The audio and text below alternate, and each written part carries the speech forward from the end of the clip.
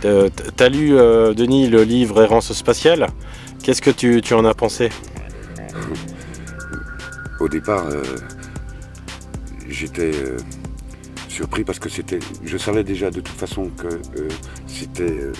j'abordais ce livre pas de la même manière de toute façon que si ça avait été un livre de poche acheté à la librairie du coin ou au bureau de tabac. S'il s'agissait d'un livre, déjà je l'abordais un peu de travers. Hein. C'est un livre qui part de travers. Il part dans tous les sens. Et il remue l'esprit du lecteur, à mon avis, que ça soit moi ou quelqu'un d'autre.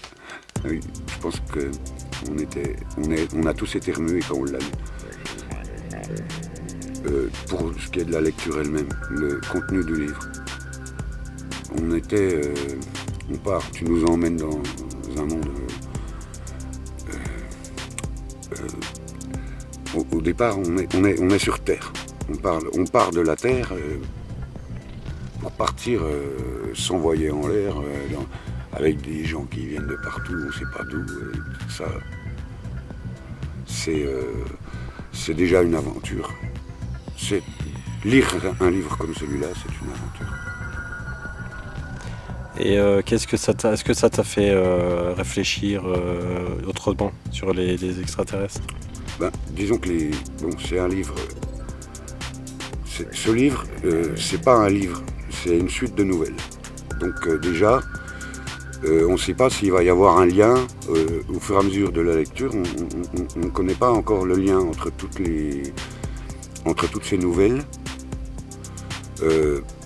On est tellement décalé qu'on est content au bout de 10 pages. Effectivement, on peut être content que ça s'arrête parce que on pourrait dire dans la folie. Il y a 118 pages. Hein.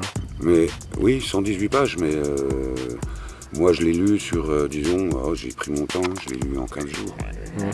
Donc je veux dire une nouvelle par jour, ou à peu près.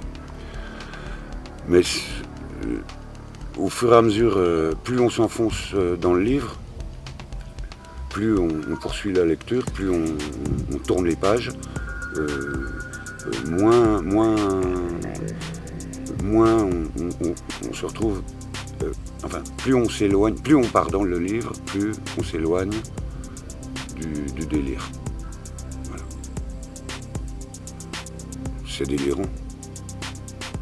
Dire comme ça, voilà, j'ai été témoin de ceci, voilà, machin, il a vu des choses, un truc, un nuage qui se pose, puis en fait c'était rempli de petits êtres gris. Déjà on ne sait pas pourquoi ils sont gris. Moi je l'accepte, ma foi. S'il y en a qui les ont vus. J'ai pas vu tout ça. Et qu'est-ce que tu dirais à des gens qui voudraient l'acheter et puis